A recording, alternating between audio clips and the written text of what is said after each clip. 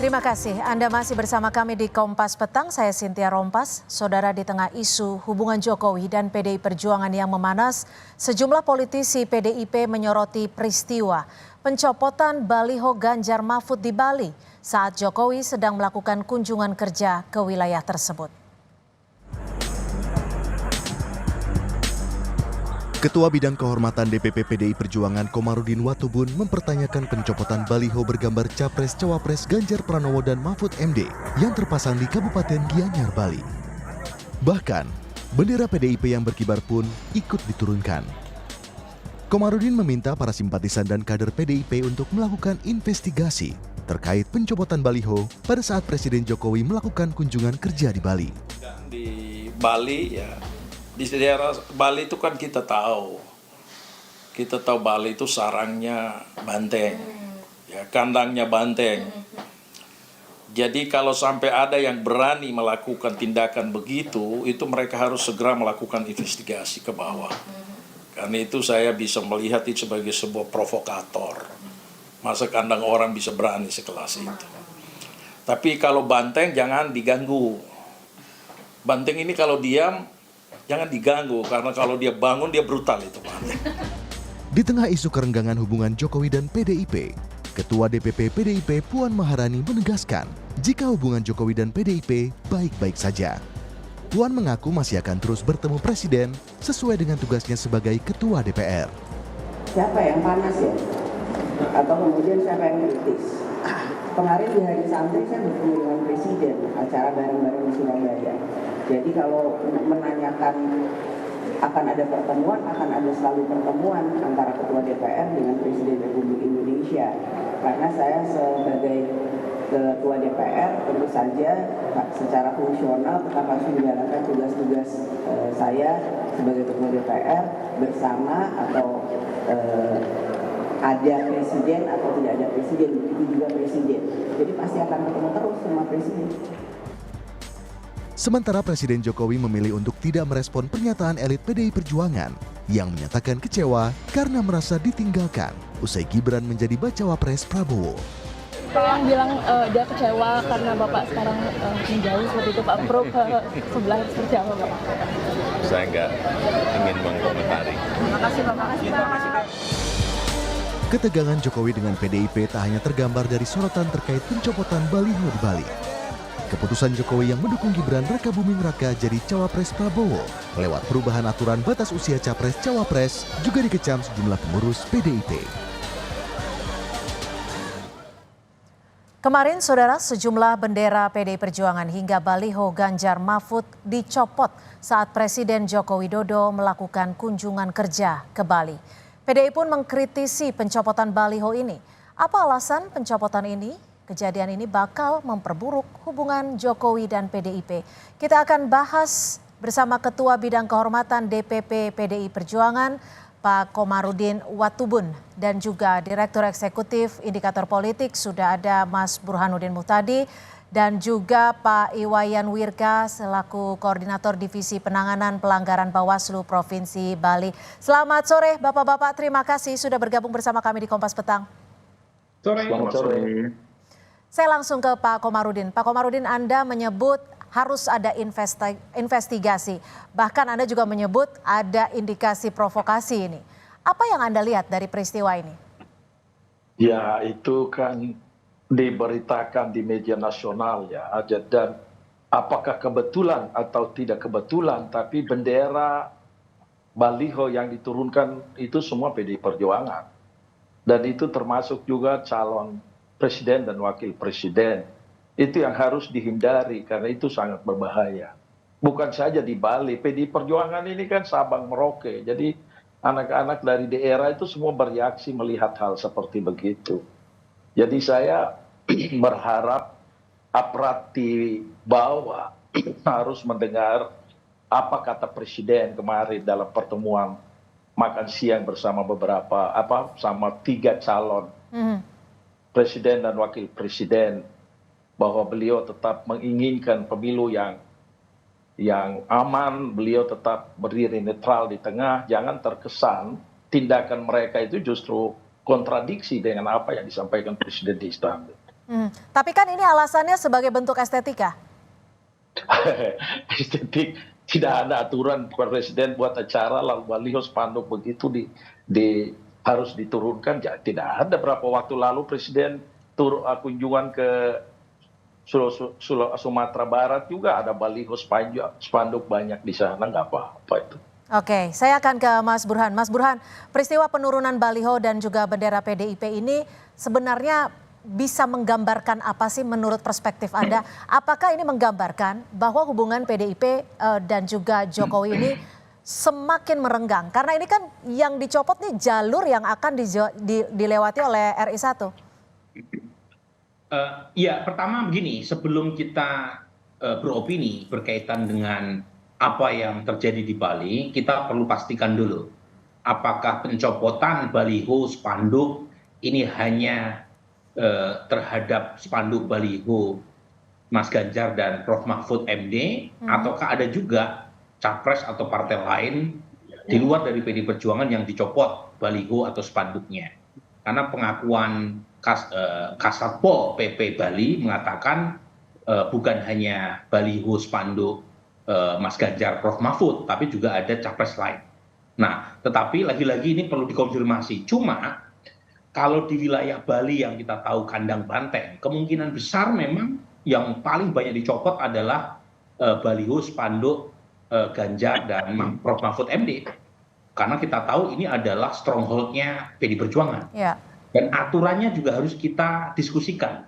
Mengapa di Bali ada pencopotan terkait dengan spanduk baliho, sementara di Sumatera Barat justru ketika Presiden Jokowi melakukan kunjungan kerja di sana, banyak spanduk Prabowo Gibran. Jadi perlu ada keseragaman terkait dengan apakah menyangkut pemasangan spanduk baliho ini hanya menjadi keputusan dari setiap pemerintah daerah ataukah tidak. Sebab kalau misalnya tidak dan kemudian menimbulkan perasaan tidak adil kepada salah satu peserta pemilu, itu yang rugi adalah pemerintah Pak Jokowi sendiri karena dianggap tidak adil. Oke, apakah ini Anda menyebut ada indikasi kesengajaan? Saya tidak tahu persis ya soal indikasi itu, tapi yang paling jelas kan ada perbedaan treatment dan aturan. Di Bali dicopot, sementara di Sumbar justru dipasang. Padahal momentumnya sama, Presiden Jokowi sedang melakukan kunjungan kerja. Kenapa di Sumbar banyak sekali spanduk baliho Pak Prabowo dengan Gibran dipasang, tidak dianggap bermasalah oleh Satpol PP setempat, sementara di Bali dianggap bermasalah. Apakah karena di Bali basis PD Perjuangan dan Mas Ganjar, sementara di Sumbar basis Gerindra dan Pak Prabowo, ini kan perlu dijernihkan. Aturannya itu seperti apa? Nah, kalau tidak dijernihkan, Cynthia, itu bisa memunculkan perasaan bahwa pemerintah, termasuk pemerintah daerah, tidak adil. Nah, ini yang menurut saya harus di-clearkan, sebab kalau kemudian muncul perasaan itu, mengaitkan dengan hubungan antara PD Perjuangan dengan Presiden Jokowi sedang panas dingin ini. Baik, saya akan bergeser ke Pak Wayan. Kalau dari Bawaslu sendiri melihatnya ini ada satu bentuk pelanggaran tidak yang dilakukan dengan pemasangan spanduk ini? Ya, baik, itu terima kasih Mbak Cynthia. Tentu Bawaslu sebagai lembaga yang diberikan kewenangan oleh Undang-Undang Pemilu, kami selalu berpijak pada aturan. Di PKPU 15 2023 sudah sangat jelas mengatur bahwa partai politik peserta pemilu 2024 ya, sebelum tahapan kampanye hanya diperbolehkan memasang bendera partai politik.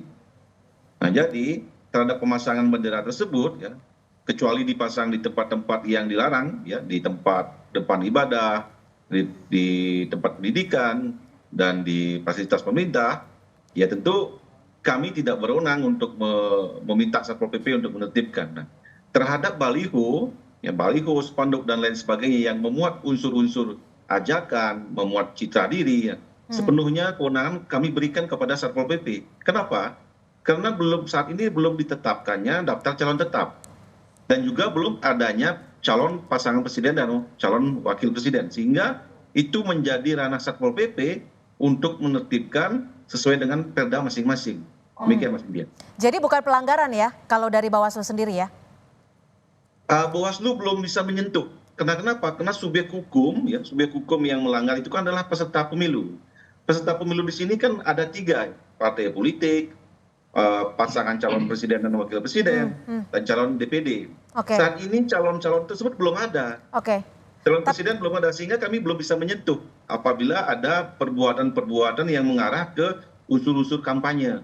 Nah itu murni ya pemasangan alat peraga sosialisasi ataupun benda-benda yang menyerupai alat peraga kampanye, itu semuanya menjadi kewenangan pemerintah daerah untuk menertibkan apabila itu dianggap mengganggu ketertiban umum gitu. Baik, saya akan ke Pak Komarudin. Kalau Anda melihatnya, kan memang yang dicopot ini tidak hanya PDIP, tidak hanya baliho Ganjar Mahfud, tapi di sisi lain memang di Sumatera Barat baliho ataupun yang tadi sudah disebut oleh Mas Burhan dari Gerindra tidak dicopot. Bagaimana Anda bisa menggaris besari? Apakah memang menurut PDIP sendiri ini sudah merupakan unsur yang disengaja? Ya, saya tidak dalam posisi mengadili orang ya, tapi masalah ini kan ditonton oleh rakyat dari Sabang sampai Merauke. Dan baliho spanduk yang kemarin diturunkan itu kan semua PDI Perjuangan. Itu kan tadi saya sampaikan, apa kebetulan atau tidak kebetulan. Dan itu bisa memicu amarah rakyat PDI Perjuangan, itu yang harus dihindari. Nanti investigasinya akan seperti apa, Pak Komarudin? Ya, saya sudah telepon Pak Wayan untuk ditelusuri itu, dan sebenarnya kan macam Satpol PP atau PJ, apa sih susahnya kasih tahu teman-teman PDI Perjuangan nanti tolong ini ditertibkan. Kalau mereka turunkan seperti begitu, itu bisa mengundang amarah itu. Sudah ada temuan hasil investigasi sementaranya, Pak Komarudin? Belum. Belum ada ya? Baru terjadi kemarin. Apakah dengan peristiwa ini membenarkan bahwa hubungan dari PDI Perjuangan dan Jokowi sudah semakin merenggang? Karena kalau dari informasi yang diperoleh adalah baliho ini dicopot di jalur RI1 akan melintas dan akan kembali dipasang ketika acara sudah selesai. Saya tidak mau menghubung-hubungkan itu dengan urusan PDI Perjuangan dan Jokowi ya. Tapi yang pasti tidak ada aturan melarang itu baliho spanduk dipasang itu. Hanya itu saya lihat struk pemerintah PJ dan ke bawahnya itu terlalu overacting itu. Itu yang harus mereka bisa menahan diri ya. Karena pemilu ini kan pesta rakyat itu. Oke. Saya ke Mas Burhan. Mas Burhan, ini bukannya mengandai-andai ya, tapi mungkin tidak ketika hubungan PDIP, Bu Mega dan Pak Jokowi tidak renggang, peristiwa ini tidak akan terjadi. Mustahil ya peristiwa ini terjadi kalau misalnya hubungan kedua belah pihak ini sedang dalam keadaan harmonis. Sekarang kan seperti yang tadi Pak Komarudin sampaikan ya, bisa jadi ada aparat di bawah yang terlalu overacting, cari muka gitu ya untuk menyenangkan bosnya, kemudian seolah-olah daerahnya itu basis dukungan buat calon yang di-endorse oleh presiden. Nah makanya tadi saya sarankan, mungkin ini buat Bawaslu ya sama pemerintah pusat untuk mensinergikan aturan yang diambil oleh Satpol PP setempat. Karena kan berbeda-beda antara Sumbar sama Bali. Kenapa di Sumbar diperbolehkan? Sementara di Bali tidak. Namun saya supaya mengurangi isu terkait dengan netralitas aparat, lebih baik diseragamkan supaya tidak menimbulkan masalah.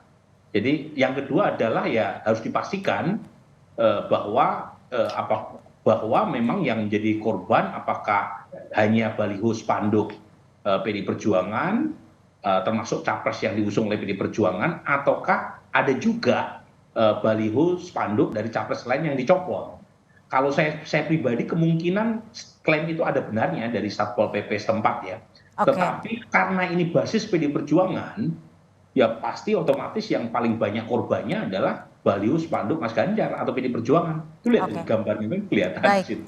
Jadi saran dari Mas Burhan adalah memang harus ada peraturan ataupun yang sinergi yang sama yang sudah ditetapkan oleh Bawaslu. Dan ini Cynthia, dan kalau misalnya tidak dilarang di tempat lain, kenapa di Bali dilarang kan Nah gitu. Itu yang menjadi pertanyaan, kita masih akan kembali membahasnya di segmen berikutnya. Tetap bersama kami di Kompas Petang. Masih di Kompas Petang, Saudara, bakal Capres PDI Perjuangan Ganjar Pranowo pun angkat bicara terkait penurunan atribut parpol termasuk baliho dirinya bersama Mahfud MD. Ganjar bilang jika tidak melanggar sebaiknya tidak diturunkan, tetapi jika itu melanggar tak masalah jika harus diturunkan. Iya, saya lagi coba bertanya-tanya kenapa dicopot begitu ya. Memang kalau ada yang melanggar sih silakan dicopot. Tapi kalau tidak ada yang melanggar, ya sebaiknya tidak perlu berlebihan. Itu akan baik. Tapi saya senang karena saya sudah komunikasi dengan Pak Wayan Koster kemarin. Akhirnya ada statement, terus kemudian dipasang lagi. Ya kita semua belajar. Yang penting semua harus mendorong bahwa pemilu besok harus berjalan dengan baik, ya, aparatur semuanya bisa netral begitu, itu penting. Baik, kami masih bersama dengan narasumber di Kompas Petang. Saya kembali berupaya menegaskan, Pak Wayan, jadi ada atau tidak pelanggaran? Ya, tentu kalau dilihat dari Undang-Undang Pemilu dan PKPU 15/2023, belum ada ruang bagi Bawaslu untuk menyatakan peristiwa itu masuk kategori pelanggaran. Oke, Ya. Karena tidak ada unsur ajakan ya? Ya, pertama karena tidak ada unsur ajakan, kedua memang peserta pemilu, ya, khususnya pasangan presiden dan calon wakil presiden itu belum ada. Oke. Itu yang menyebabkan unsur subjektifnya belum terpenuhi. Baik, Gitu. Sekarang yang saya menjadi pertanyaan adalah ada tidak koordinasi antara Satpol PP yang melakukan pencopotan dengan pihak Bawaslu ataupun dengan pihak partai politiknya? Ya, tentu terhadap peristiwa yang kemarin terjadi di Gianyar, ya, tidak ada koordinasi secara langsung. Namun jauh-jauh hari sebelumnya saya dan Ketua Satpol PP Bali sudah berkoordinasi terkait dengan maraknya pemasangan baliho di wilayah Bali. Itu sudah kami koordinasikan jauh-jauh hari. Bahkan di beberapa media pun kami ketemu, ya, itu sudah kami sampaikan ke publik dan juga ke partai politik agar jangan melakukan kegiatan-kegiatan yang mengarah ke unsur-unsur kampanye. Ya, karena memang tahapan kampanye nanti dimulai pada tanggal 28 November ini, sehingga terhadap semua peristiwa yang ada unsur kampanyenya, ya, itu tidak diperbolehkan. Hanya saja terhadap benda-benda yang terpasang di publik, ya, baik itu baliho, spanduk, nah itu menjadi kewenangan Satpol PP untuk menertibkan. Karena di Undang-Undang Pemilu dan di PKPU belum diatur tentang itu. Oke, Mas Burhan, kalau tidak ada pelanggaran dan belum ada laporan koordinasi antara Satpol PP dengan pihak Bawaslu dan juga partai politik, ini gimana? Apa yang terjadi sebenarnya? Sebenarnya begini ya, semua aparat Satpol PP itu memegang prinsip utama pemilu, yaitu pemilu yang gembira, yang menarik, yang damai. Dan karenanya bagian dari pesta pemilu yang menarik dan bergembira sebaiknya atribut atau alat peraga kampanye sepanjang belum ditetapkan peserta pemilunya sehingga tidak bisa dikatakan melanggar, ya biarkan saja. Kan ini bagian dari tanda-tanda kegembiraan dalam mengikuti pesta pemilu. Nah ini penting nih, karena kalau misalnya terlalu overacting kemudian menimbulkan kesan aparat tidak netral, itu kan yang rugi adalah pemerintah sendiri. Dan ini bisa jadi presiden yang kemudian akan digoreng terus, yang akan membuat citra seolah pemilu yang akan datang berlangsung tidak jurdil dan imparsial. Jadi poin saya begini, Satpol PP itu buat aturan yang sama lah, sehingga tidak menimbulkan kesan yang macam-macam, karena terus terang kan hubungan antara PDI Perjuangan dengan Presiden Jokowi sedang tidak baik-baik saja. Jadi kalau kemudian menular ke tingkat bawah, itu dikhawatirkan netralitas aparat itu akan dipertanyakan komitmennya. Baik, saya ke Pak Komarudin. Tadi Mas Burhan bilang bahwa inginnya riang, gembira, damai, dan bahagia. Kalau sudah begini, menurut PDIP bagaimana nanti ke depannya? Apakah akan tetap riang gembira? Oh, kita tetap ikut aturan. Jadi harapan kita aparat di bawah tidak usah overacting lah. Istilah saya jangan carmuk dengan presiden. Yang biasa-biasa saja biar pemilu ini kita laksanakan dengan baik. Jadi Anda menilainya PJ Gubernur Bali carmuk gitu atau gimana? Lah itu kan tindakan ini kan diambil di level bawah. Tapi itu terjadi kontradiktif dengan pernyataan presiden, dengan pemilu yang adil, pemilu yang baik, tidak boleh ada berpihak ke sebelah. Jadi harus aparat bukan PJ saja, gubernur saja ke bawahnya harus tertib juga. Karena tindakan mereka itu nanti bisa menyebabkan gejolak sosial di bawah. Saya tadi baru dapat telepon WA dari Timika, kemudian dari Kalimantan Barat. Ya, coba dikasih turun di sini kita bakar itu bahaya, bos. Nah, itu yang tidak dipikirkan itu. Tapi kalau dari PDIP sendiri ada tidak dugaan siapa sebenarnya di belakang insiden atau peristiwa ini? Justru belum itu, makanya kita harus cari informasinya, terutama juga dari pihak pemerintah daerah di sana supaya sama-sama jaga Bali dengan baik lah itu.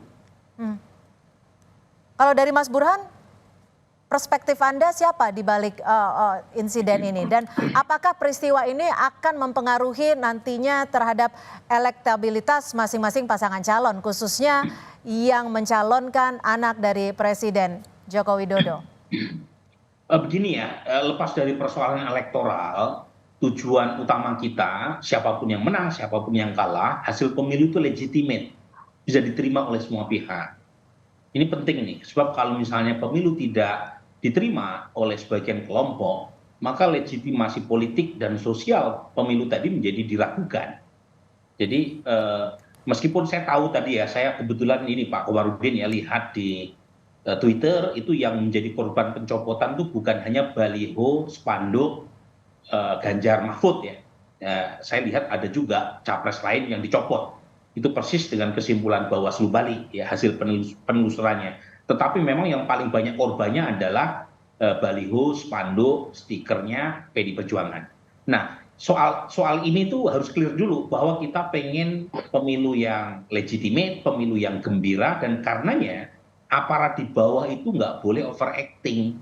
Saya setuju sama Pak Komarudin di sini. Jangan pengen menunjukkan kepada bosnya ya, kemudian melakukan sesuatu yang tidak diatur dalam undang-undang. Ya, apalagi kalau misalnya pemasangan itu tidak melanggar sama sekali. Jadi Anda melihatnya PJ Gubernur ini benar-benar overacting gitu ya Mas Burhan atau gimana? Iya, saya sih menganggap demikian ya. Jadi PJ Gubernur Bali menurut saya terlalu berlebihan. Apalagi kalau tidak ada aturan yang dilanggar. Dan apalagi kalau misalnya daerah lain ternyata punya kebijakan yang berbeda dengan PJ Bali. Makanya tadi saya usulkan Cynthia, itu aturan kayak semacam ini mungkin ditarik ke Kemendagri saja.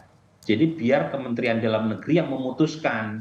Jangan tiap wilayah punya keputusan yang beda-beda.